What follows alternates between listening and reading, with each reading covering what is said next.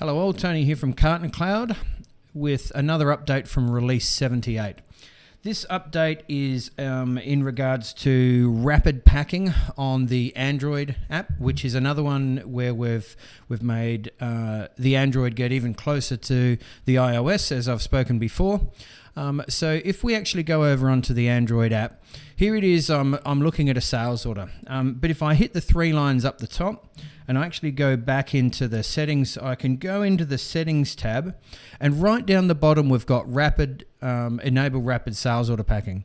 Now what this does is when we're packing a sales order and we scan something, or if we even manually enter in the items, what happens, what previously could happen was it would send the data back to Carton Cloud. Carton Cloud would verify it from the sales order, and then it would send the information back to the device.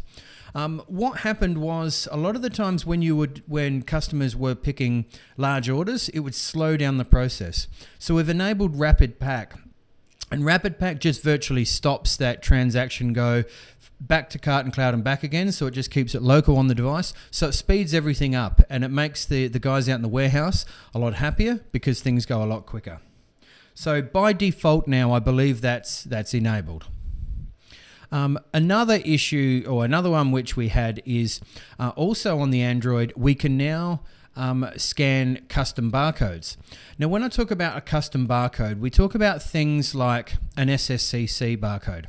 Now an SSCC barcode can actually have the item in that barcode. It could have the date, it could have the batch number, and various other bits of information about that product.